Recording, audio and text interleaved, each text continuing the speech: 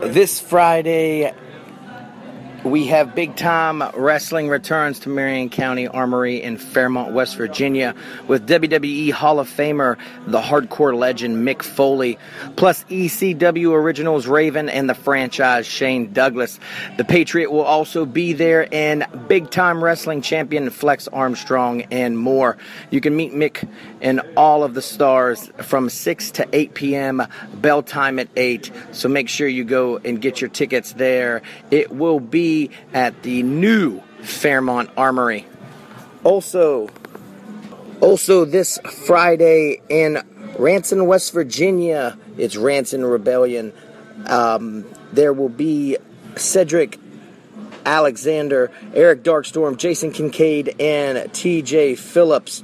There will be also many other stars. Make sure you get your tickets for the meet and greet. They're $25 for adults, $15 for kids. Ringside seats for adults are $15. At the door they are $20. So make sure you get them in advance if you're going to go check that show out. Guys, this weekend, a lot of cool wrestling going on, so make sure you go check it out. You're now listening to Real Shoot Wrestling Podcast. Man, that was a shoot. Yeah, that's full-blown shoot. Since you want to shoot, cowboy! And now, the Real Shoot Wrestling Podcast.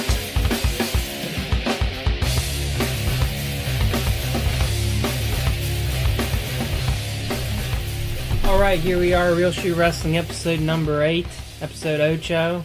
Tim Cross is gone, he's out to sea. He's off TV this week. Captain Tim is gone. I'm Gabe Jones. I'm Josiah Jones, his favorite brother. And I am R-Dub, a.k.a. Ryan Wilkinson. Okay, first of all, we got to get some background. R-Dub, how do we know each other? I mean, we've known each other for a long Probably time. since, like, first grade. Oh. We used to get in trouble at a Christian school talking about pro wrestling at lunch tables. All the time. You used to have that 1990 Royal Rumble lunchbox. Yeah, with all the old school characters, Big Boss Man, Ultimate Warrior, Hulk Hogan, all was red and blue. And of course, I've known Josiah a while. So. I've known him, Gabe, my whole life. We weren't. I wasn't allowed to watch wrestling growing up, but we used to. One of our friends used to record it on VHS, yes. And when my mom was away, we would sneak down and watch wrestling. Yes. I remember Jericho versus Shawn Michaels. When Jericho flipped off Shawn Michaels, I was sure I was going to get in so much trouble. It was going to be bad. Yeah. So this week's Raw was interesting. We had AJ Styles, and they're officially calling this the Club now. The Club, like some kind of I don't know, like sandwich? some resort, like a sandwich, or some golf resort. I don't know. But I don't know. It was interesting. It was a good match. They had that elimination match, and I don't know about you guys, but this whole Roman Reigns thing has been a controversial thing, and it seems like the last few weeks, especially with the last pay-per-view, ever since then, he's become more compelling as a character. What do you guys think? I think that he has been. I feel like it's been a solid adjustment by the writing team, because Roman Reigns is getting booed out of the building everywhere he goes. Still. But I feel like they stopped trying to push him as babyface John Cena extraordinaire, and they're doing more of just like he's our guy, and everyone else can suck it. Right. And the Usos getting booed just because of their association with Roman Reigns, so they write the Usos into the storyline because they're going to get booed anyway, so why not put them together? I think what you're starting to see, they're starting to stop feeding him down our throats and just let him be him. Yeah. And having AJ Styles, which, has the support of all the true wrestling fans out there, is a great way to accommodate that. They're pretty much saying, hey, you pick a side to cheer for in this feud. And that's kind of worked, I think, to their benefit. And also, I think AJ Styles has a lot to do with that, because he's made Roman Reigns look like $1 million. Oh, yeah. Oh, yeah. Styles is a good worker. I think the only thing I would have to say about this week's match is you're going to advertise for an elimination match. I want to see every elimination. Don't come back from commercial break where one of them got eliminated and you're sitting there like, what just happened? Don't get me started on commercial breaks. Yeah, that's a Kevin Dunn thing, and I don't understand why that they've really struggled with a lot of things like that this year.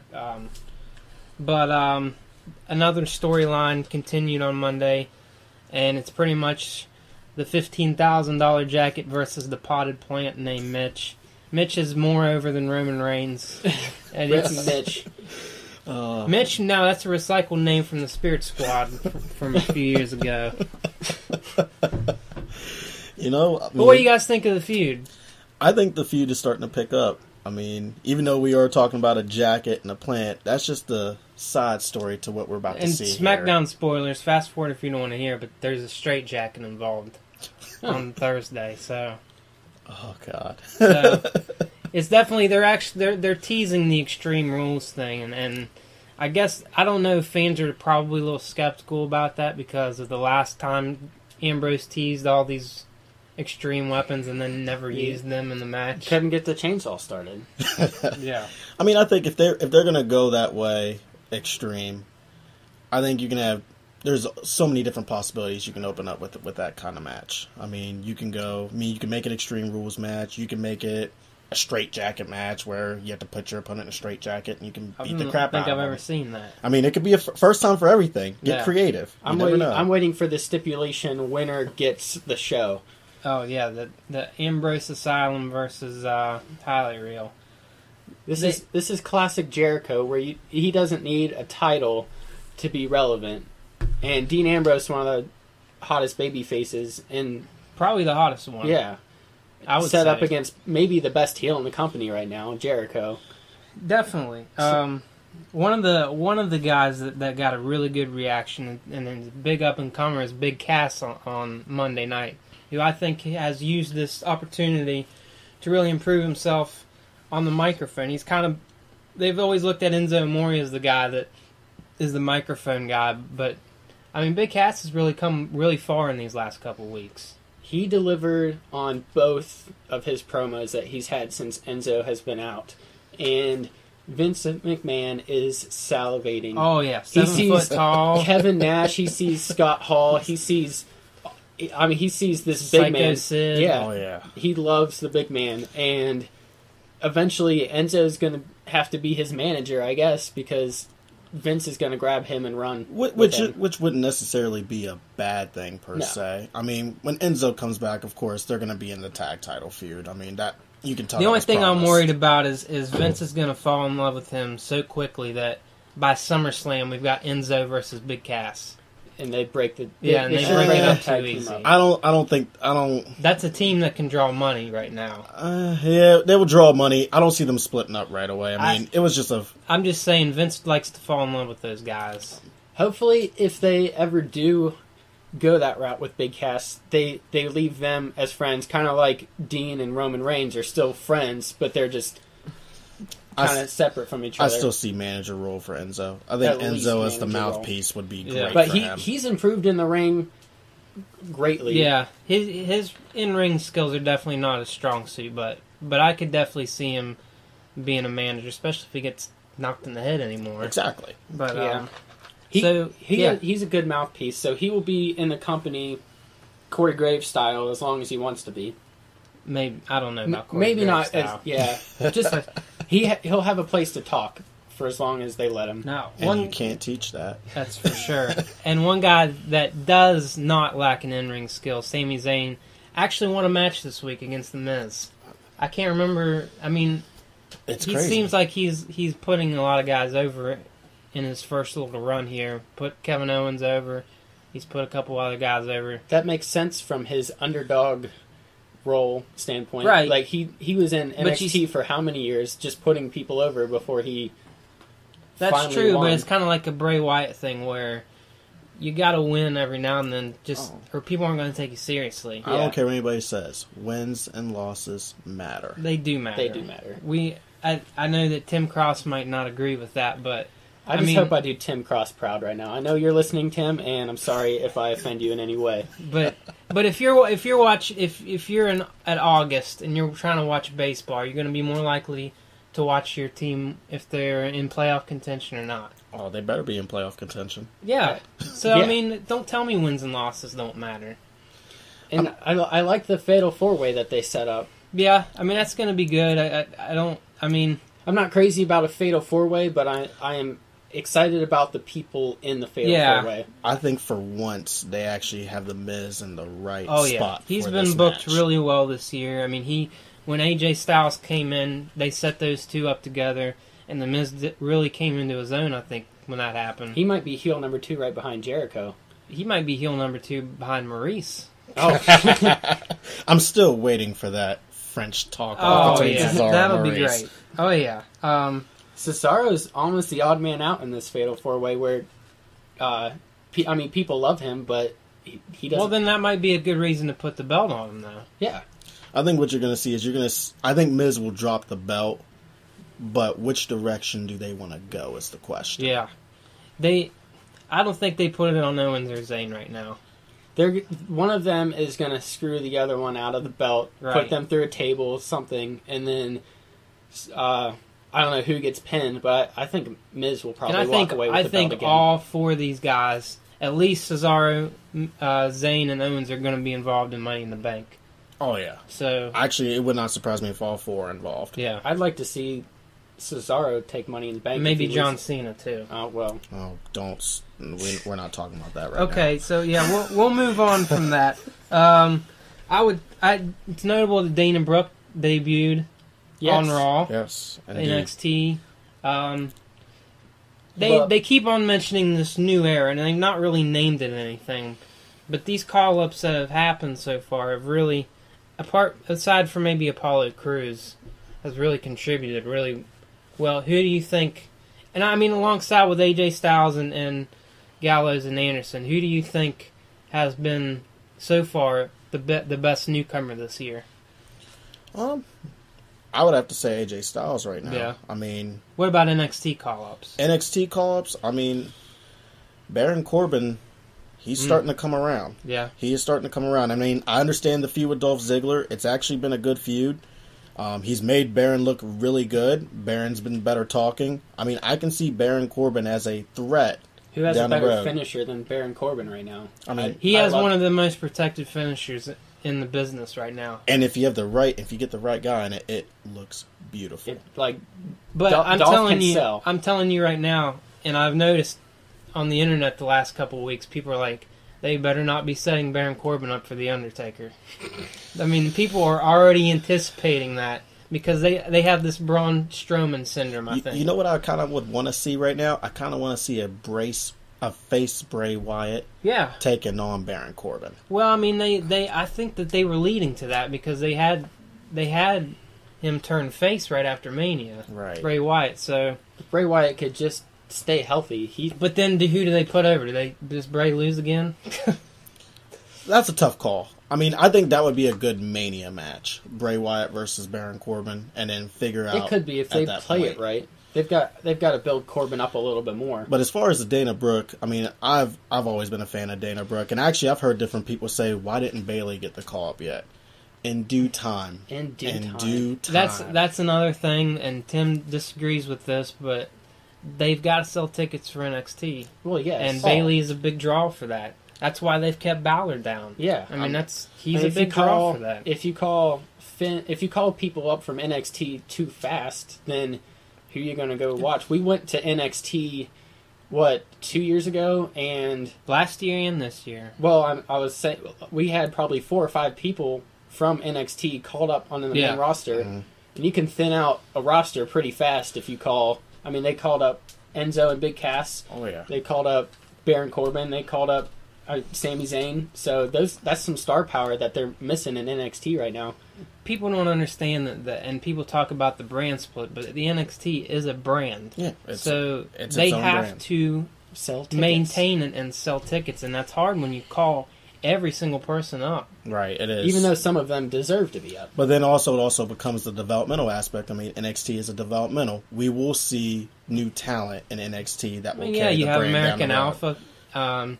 You have guys like Johnny Gargano. He's an indie guy for sure, but I mean, he's going to be a guy that's going to contribute. Oh, yeah. You've got a couple other ones that are coming up.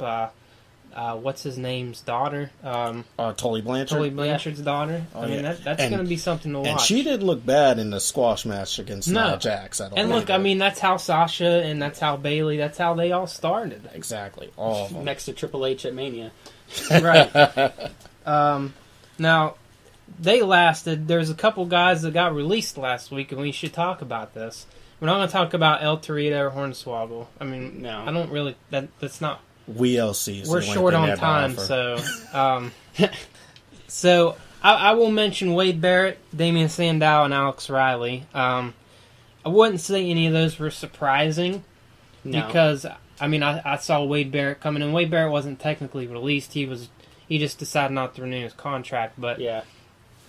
I think everybody agrees that both Sandow and Wade Barrett are two disappointing things, and it's kind of where did the WWE go wrong with that? And which of those two do you think is the most disappointing?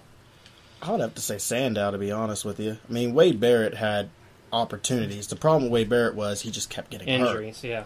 And when you have injuries, I mean, that just opens up a spot for somebody.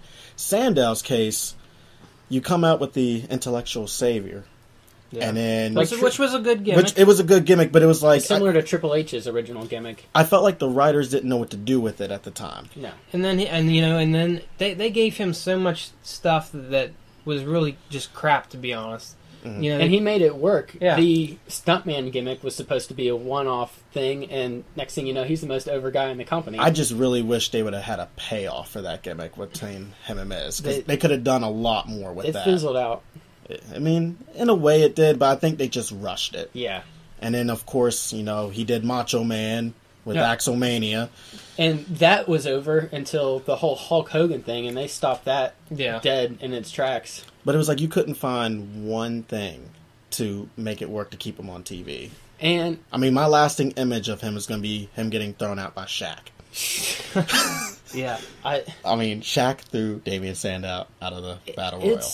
I mean, you can be sad for them, but this is probably the best thing for Damian Sandow, because you could look at John Morrison in Lucha Underground. He's huge there. I mean, you look at Luke Gallows. I mean, did you also see... He leaves, goes over to New Japan, and now he's back because he's made himself a name. I mean, did you see that he's already signed up for Global Force Wrestling shows? Oh, I didn't know that. Yeah, he's already signed up for shows in August.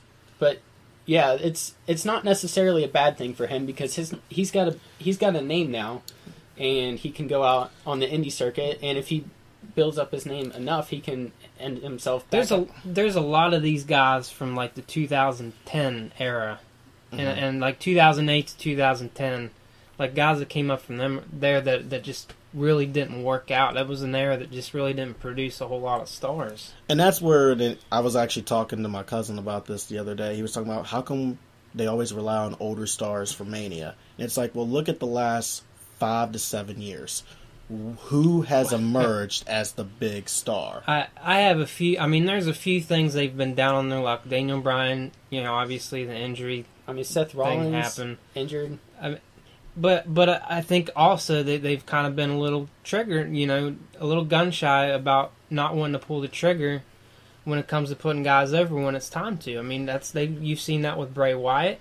You've seen that with other guys that Cena has faced, like Wade Barrett. Mm-hmm. I mean, it would have been awesome if they would have put the title. It would have been risky, but if they would have put the title on Wade Barrett when Nexus first came up. Right. I mean, that would have put a statement that that could have been hot. This is an era of new guys, but that just didn't happen. And yeah, sometimes you just gotta look at it as if they would have done it. Yeah, that moment would have been insane. Everyone would have went crazy about that moment. But what would have happened afterwards? What would have been the game plan afterwards? I mean, they would have had to run with him, or I think. I mean, just as long as you don't do what they did to Sheamus, cashing in Money in the Bank with Roman Reigns, and then have Roman Reigns win the title a month later. Don't hot shot the world championship. They do. I mean, that's another thing with Vince about falling in love with guys. He just goes head over heels and is just blind to that. Really. I mean, the times that they have pulled the trigger, Kevin Owens comes to mind. You had Baron Corbin. I think Kevin Owens is probably the best. I mean, he only was in NXT for a month. It also helps having Triple H on your side. Those are Triple H guys.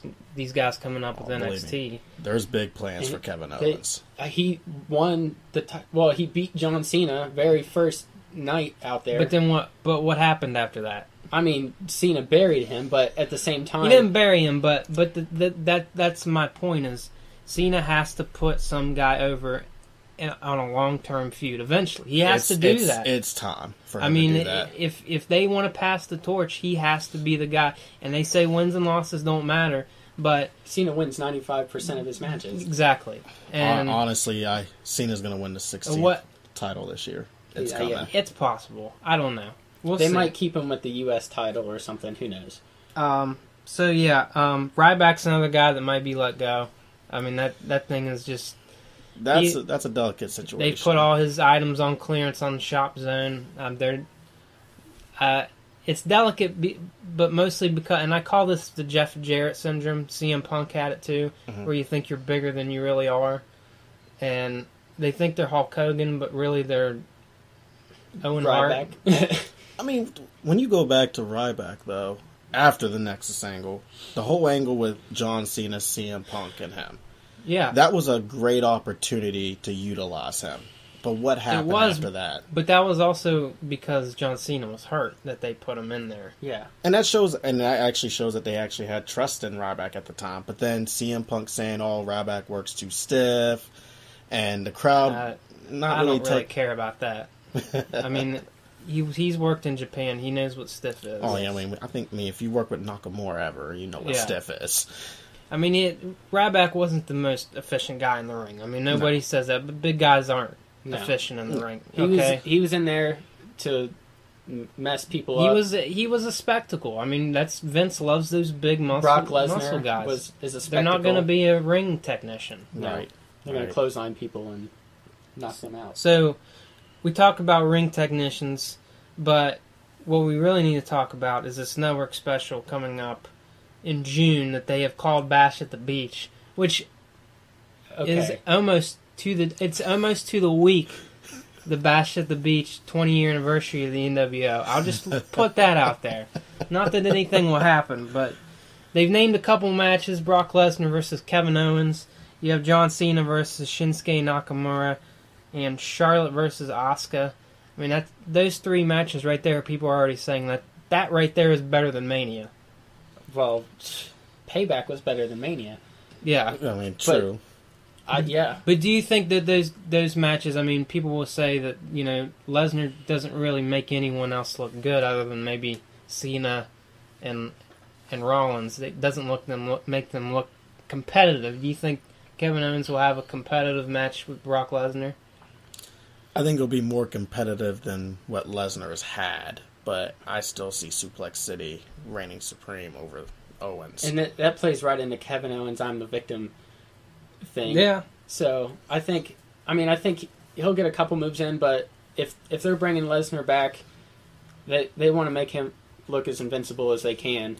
And I mean, I've wanted to see Lesnar versus Owens for Mania. I've been wanting to see that.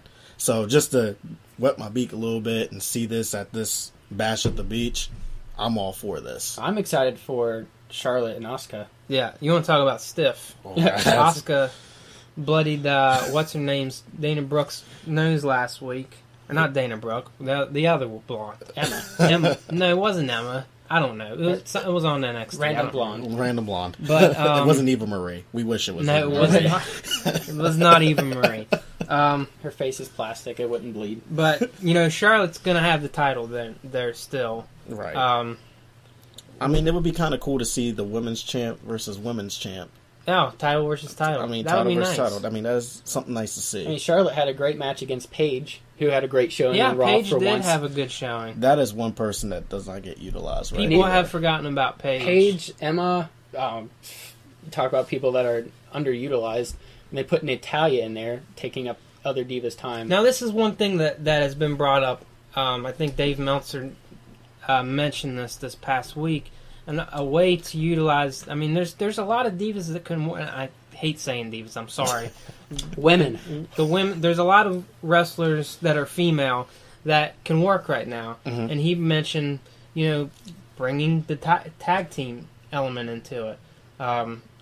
People might think that might be too soon, but I also think that the women's division can be better utilized by just not having one rivalry, one match on Raw, and that gets. And I mean they have had other rivalries. They have the Emma against Becky Lynch right now, but I mean I think that is something that might be happening not soon, but maybe within the next year. I think we're closer to a tag team titles for the women. I mean, if you look at it right now, I mean, you got Emma and Dana. You got Naomi and Tamina whenever they're back. Then you also got to think Eva Marie and Nia Jax in NXT. They're coming up. I mean, the potential is there. And Bayley will be up within the next year. Oh, yeah, Bayley will be up. And look, people are saying, look, you got to use Sasha Banks. You got to use Sasha Banks. And they're kind of, I mean, they're waiting for her moment. Right, and I think that's good, but I think a tag team thing would be a good way to kind of still feature her, but not in the women's title. I see Sasha getting with Becky, helping Becky out against Dana and Emma. I think, well, like I said, you have 1 to 2 matches on Raw, and that's two or four women that get a match, and then you have 10 women sitting backstage that deserve to be out there more than some other I have to say squash this, match. and I know this might not be popular, but ever since the Bellas have been gone, the women's division has picked up. I mean, I think for sure they were holding them back. I mean, they have improved greatly, they really have, but you could just tell when they were involved, the matches were just not as crisp. I can agree with you on that. I'll back you on that. And that's one. a shoot. I think who they were in relationships with probably helped. Definitely did. Probably helped, but not only did it help them in their place, but if Nikki's in John Cena's ear... You're not saying John Cena's political, do you? If Nikki's in John Cena's ear and Cena has Vince's ear, maybe this whole women's revolution has... I think that the Bellas helped the women's revolution, even if they weren't as good. They definitely did help. They definitely didn't help, but they wanted to get to the level it is now. That could have never gotten there. Because if you look back at you look at AJ Lee and Paige, and then the 4 horsewomen coming up through, and I mean, you had to have someone there to take the torch from, and I think the Bellas had the torch for a while. I mean, Total Divas came off the Bellas idea, and now they're getting their own spin-off of their show. Yeah. And I think the Total Divas did help. Are they going to call it Total Women now? Total Bellas. Total Bellas? Yeah. I think that helped the women's revolution, too, because I know Carly, Gabe's wife, she watches Total Divas all the time, and she's more interested in professional wrestling because she's like, oh, I know that person. That's... I've heard a lot of women have started getting into wrestling because of Total Divas. My plan, if I were a writer, I know I do this all the time. If they ever do this brand split that everyone's been talking about, you have one world heavyweight champion, and then SmackDown is the women's show where the women have they're the headline from that show. I mean, I think that when they bring someone like Bayley up, I mean, I think they see her as John Cena. Yeah, and she could have SmackDown. Right. I guess so. I mean, she could. They really need to use SmackDown better. I mean, it's on USA. I really expected them to utilize that show a lot better. Half of it is just a replay from Raw. Yeah. And I understand that when it's on UPN, but it's on USA now. Yeah. UPN hasn't been around for 10 years. Well, that's what I remember. Anyway, so they announced a lot of network stats this week. We won't talk about this too much. I mean, these are numbers, but there were some impressive ones. They said that there was, I think, about 1.5 million by the quarter end, and it's the highest that it's ever been. It keeps on going up, and I have to mention that all these networks records that they're breaking has been without John Cena within the last 6 months. The ratings have been up, and that's why they don't care about the ratings, though. It's the new era. People are tuning in. I mean, everyone and their brother watches WrestleMania. Mm-hmm. Like, if you watch wrestling when you were 5, if you've never watched wrestling, people get together and have WrestleMania parties. People subscribe extra because it was free, and then they take interest in some of these wrestlers and next thing you know, ratings are up. All it takes is Shane McMahon. But the ratings have been down, and I'm saying that they don't care because the network subscribers keep going up. It's just a change in the guard of how we view things now. Yeah, definitely. I mean, I'll be honest with you. I don't have cable at home. I'll either go to my friend's house and watch Raw, or I'll watch it on Hulu the next day. Yeah. I mean, it's to the point now where it's a different way of viewing things now.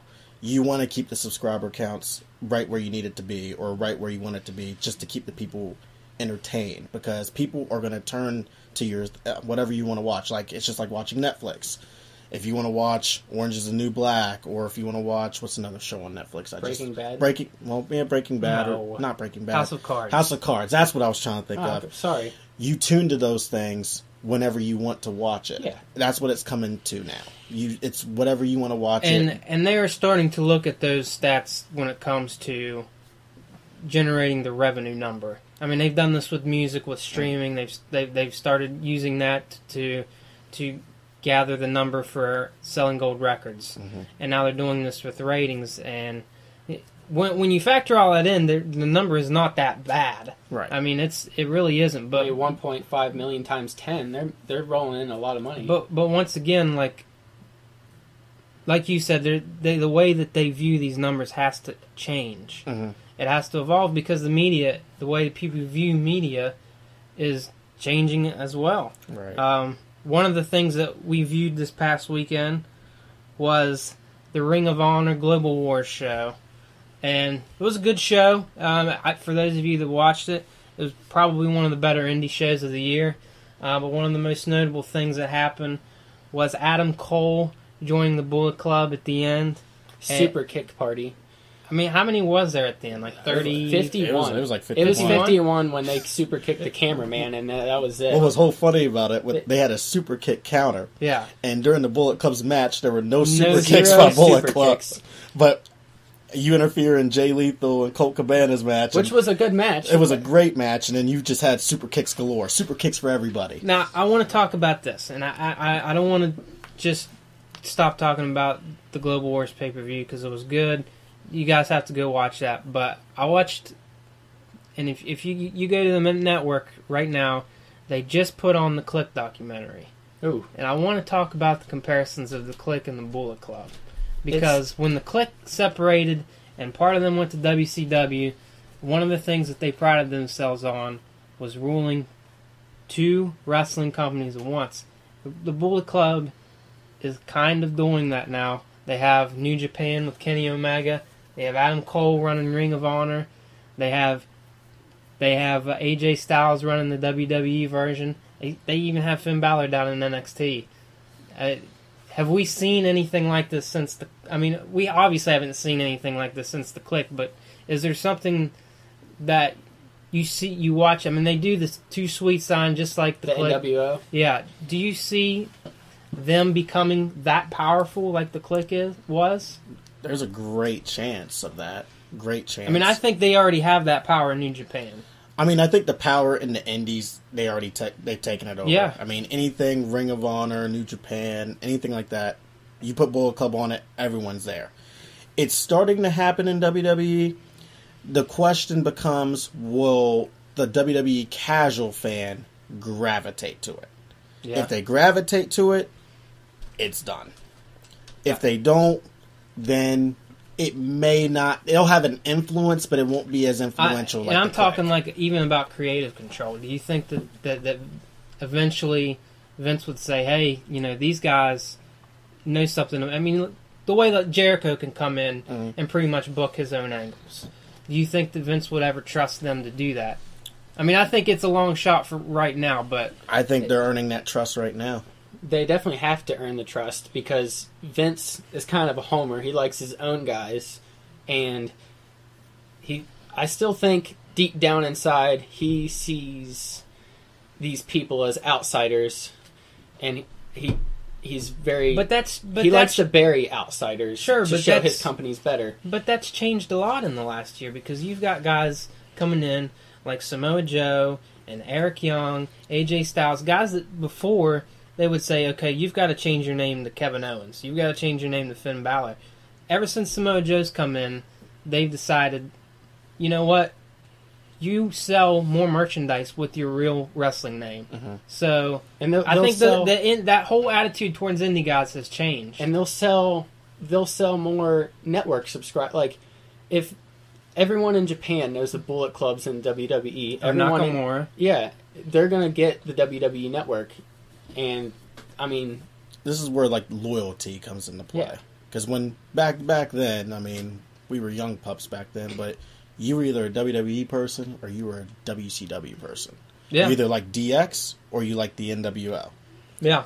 And that's what the Bullet Club is kind of like that right now. They're that polarizing figure. Yeah, I mean, people follow them. I've started following them the last couple months. I mean, I've heard of them, but I've never really seen much of them. But the last couple months, I've been watching like all their stuff from 2013, from Finn to now AJ. Now you got Kenny Omega. They are very polarizing. And the thing that's great about it is people have tuned in to watch the WWE Network, Finn Balor, and they've seen AJ Styles, and they've actually gotten interested enough to go check out a New Japan show because they hear the Bullet Club's from there, and they check out the Ring of Honor show. So I think this as a whole is helping strengthen wrestling as a whole, so that wrestling's stronger now than it has been since the indie era back in the NWA and the territory era. Well, that's the thing. It's not they're not necessarily competing against each other, but it was like the territories back in the day where they're bringing guys up and making everyone else stronger. I think the WWE suffered when they killed everyone else off because they had nowhere to pull talent, and now you're looking at Nakamura and AJ Styles. They're pulling talent from other companies, which is so. Wrestling being good is good for the WWE. Competition is good for wrestling. Yes. That's what it comes down to in the end. As long as the competition's there and the wrestlers develop their personas right, everything will be fine. All right, so match of the week. All right. We're not going to talk about the McMahons? What are they doing? The McMahons? We talk about the McMahons every week. Yeah, because they own the company. I think we should take a break from the McMahons. Okay, fine. I think, I mean... They're getting along. I like what they're doing, and obviously there's something going on I say there. this because my match of the week is based off of the McMahons. All right. That's good. Good segue. Good segue. All right. My match of the week is Shayna Mac versus Kane, the ambulance match back Survivor Series 2003, when Shane was defending Stephanie, that whole story angle. They're getting along again. I kind of like it. How long do you think? How long do you think they're going to get along? Is it till Triple H comes back? It's the McMahons. They're not going to get along that long. What? Well, I mean, Stephanie McMahon got along with Vince, and the next thing you know, she's behind Triple H. It's like sitting milk outside. It's going to spoil soon. Well, I for one am enjoying their team. I like Stephanie McMahon running right now. But they've booked the shows really well. The in-ring promos are down. They've booked. I mean, they've actually gone and done statistical evidence that the in-ring promos are down. The in-ring work wrestling matches are up ever since this has happened. Mm-hmm. So I mean, I like that for sure. There's an end game to it. Now, what the end game is, that's what I'm curious to see. Yeah. Well, so they just announced that Triple H signed an in-ring, three-year extension, so I think that may have something to do with it. Oh yeah, definitely. I see that. I definitely see that. Well, moving on to my match. Well, hold on. This is a perfect segue for mine. Okay, since we're talking about Triple H and we were talking about the Clique, we got to go almost 20 years. It'll be 20 years this weekend. Okay. Would be the first time that Triple H and Shawn Michaels wrestled each other. Wow. Raw episode 159. So you'll have to go check that out. Wow. On the WWE Network. It's been 20 years. $9.99. 20 years since their first match. Wow, was that the match where they started to become DX, or this was just like when he was still the blue blood? This was right when, because I mean this was when the Click did the curtain call. Okay, so they were together definitely. Yeah, okay, gotcha. Well, my match of the week, since Extreme Rules is coming up, I actually decided to watch a couple Extreme Rules pay-per-views, and this match really changed everything for me looking at these three particular wrestlers. We're going to go back to 2009 Extreme Rules, the ladder match between Edge and Jeff Hardy. Oh, very nice. And what's even great about that match is the ending involves a cash-in. Okay, was that CM Punk? That is CM Punk. Okay, ooh, that was very good. It was a great match. Yeah, and that was when SmackDown was good. That was when SmackDown was good. good. The SmackDown 6, I believe. No, that was after that. That was after that. Yeah. Way after that. I get my years confused. All right, Wrestler of the Week, Josiah. Wrestler of the Week is none other than the best in the world at what he does, Chris Jericho. You scared me there for a second. Oh, no. Okay, why? Well, when Big Cass came out, I thought he was going to be wrestling the main event. I mean, he was out there, he roughed Jericho up a little bit, but then I got to thinking, who has boosted more people to main event status than Chris Jericho in the last 5 years? You look, he wrestled Daniel Bryan in his first match, and that's when I started noticing Daniel Bryan, when he smacked him off that table. You got AJ Styles in the main event right now. You got, I mean, he had a great promo with Big Cass out there. Big Cass delivered, but Jericho was out there to help him through. This has been his best run, I think, since his world title run against Shawn Michaels. You can tell Jericho's been more motivated. Jericho is when Big Cass kicked him in the mouth, you know Jericho was hard because he got hit hard. he likes being smacked.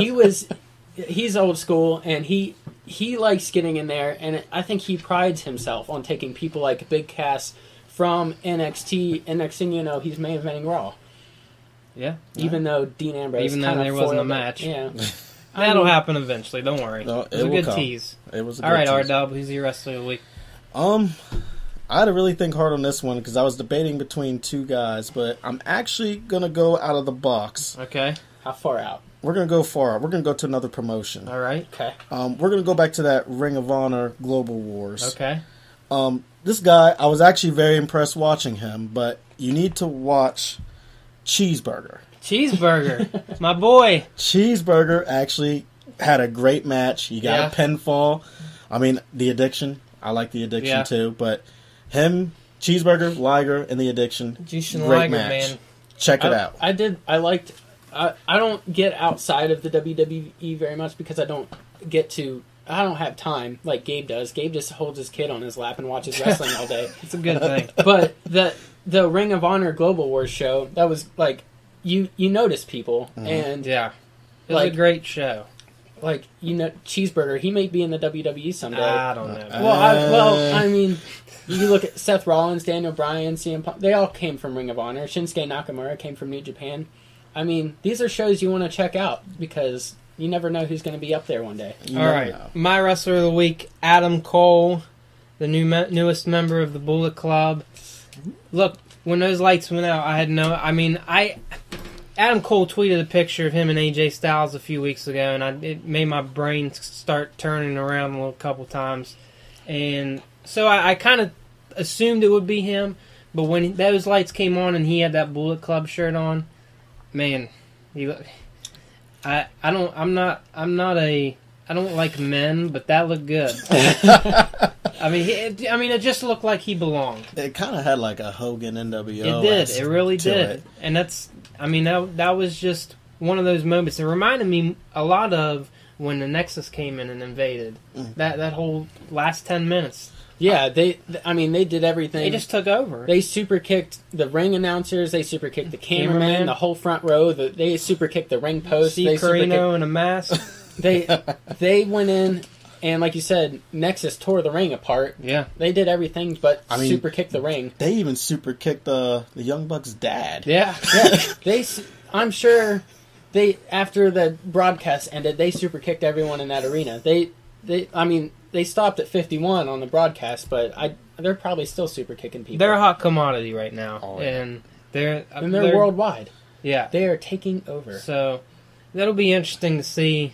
I mean, there was speculation that Adam Cole was heading to NXT soon, so man, can you imagine if that happened? Do you think that, speaking of this interpromotional Global Wars that we just watched, will WWE ever do something like that again, like they did with ECW? Will you see WWE versus New Japan and a interpromotional WCW pay-per-view? did that, and I think there are possibilities, especially when they run those House Japan shows for one-offs. Maybe not an interpromotional show, but maybe one match. I mean, I think that's possible. We talked about the Bullet Club and New Day. I mean, Bullet Club's everywhere.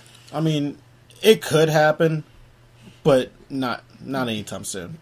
Well, I mean, I think it's more likely in this era than in any time before. Definitely Yeah. more likely, but I don't see it happening in the next year or so.